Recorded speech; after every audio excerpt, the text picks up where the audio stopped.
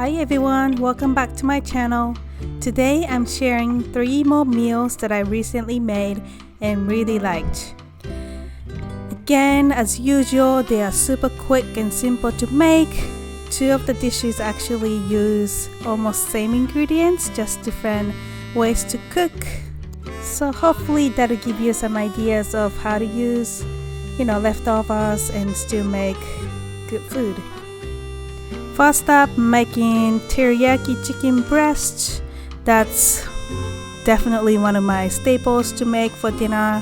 It's just super easy and I already have the ingredients like mirin, soy sauce and sake. I think I'm doing 2 tablespoons of each and make the sauce out of it. I think that I added 1 tablespoon of sugar. You can do maple syrup or honey in place, just whatever sweetener you have.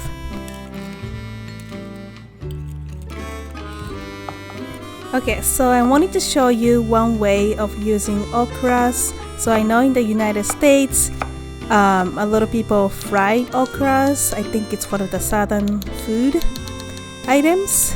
In Japan, we boil the okra, chop them up real tiny, and toast them in some kind of soy sauce. I had the broth soy sauce, which has a little bit of sugar in it, so it's a little sweet but very flavorful.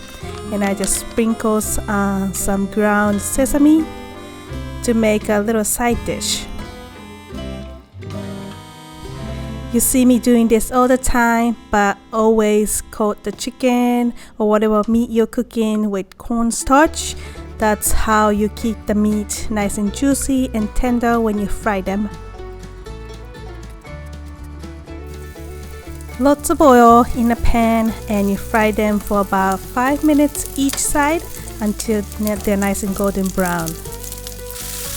Honestly, if you master this method of frying chickens, I feel like you can use different kind of sauces. I'm doing teriyaki today, but the other day you can do some Thai, inspired seasonings or other flavors. So it's a very simple, step to learn.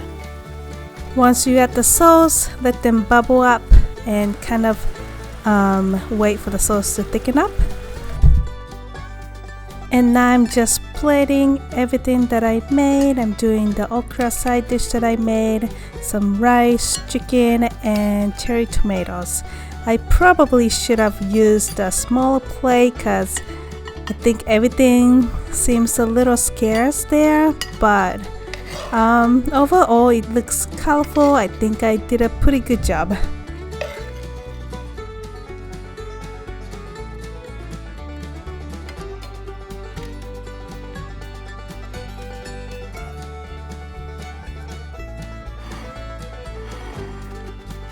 Oh, and this is a little seaweed flakes that I'm sprinkling on top of the rice. My mom sent this from Japan. The second meal I'm showing is the prosciutto and mozzarella sandwich that I made for lunch one day. Excuse my dogs in my background. So I just saw this prosciutto at Aldi's and I kind of wanted to try it. I never buy prosciutto, but I guess I felt fancy. So instead of ham or any deli meat, I decided to go with that. And I kind of wanted to make it like Italian style. So I did mozzarella and fresh tomato and sprinkled some dry basil on it too.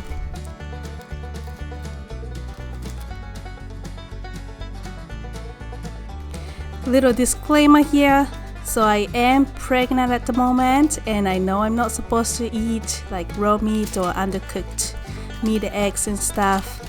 I did not know, or I didn't think about it, and I didn't realize that prosciutto is technically raw smoked meat.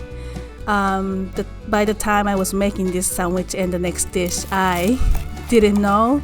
So I went ahead and ate it. When I found that, I kind of freaked out, even texting my mom and stuff, but I'm still feeling alright. So that's a little disclaimer right there.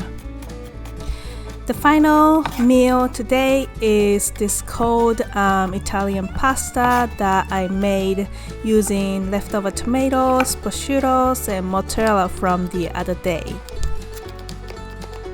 This pasta is so easy to make. All you have to do is chop up all the ingredients. So I'm doing tomatoes, mozzarella, prosciutto, and garlic as well, and put them all together in a bowl. You're gonna see here in a second, and added some olive oil, salt and pepper, and I also did some dry basil as well. I wish I had fresh basil, I just didn't buy any. So that's gonna be the base sauce. I enjoy eating this pasta, especially during summer when you lose your appetite, but you still have to make something for dinner or lunch. Super refreshing, and it's cold, so yeah, gives you that energy too. As you can see, I combine everything together in a bowl and mix them up. You can go ahead and let this rest in the fridge for about an hour before you start cooking the pasta.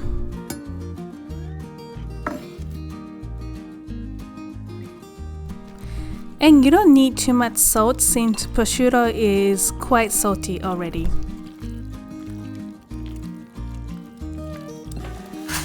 Now I'm cooking pasta. If you have angel hair, always use that. That's always the best for cold pasta. And I also threw in some asparagus a minute before the pasta's done. I wanted to mix some greens in my dish today, so I'm gonna go ahead and chop this up and put it in a bowl as well. And once it's cooked, cool the pasta in ice water.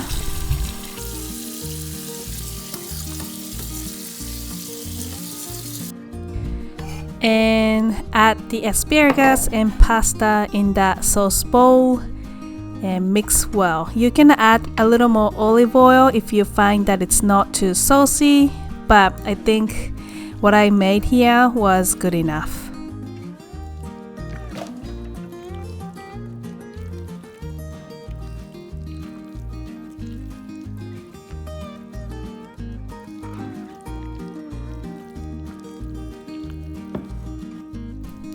I love how it turned out this day.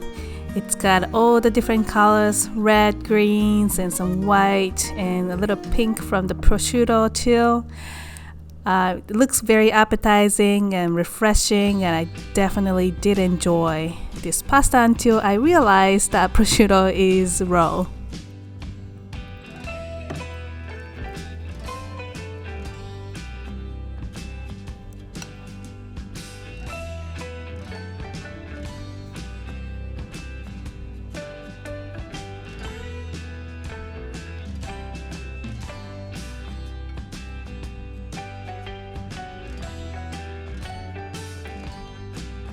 Alright, that is it for today, guys. Let me know if you try any of these dishes, or if you have any meal ideas that you want me to make.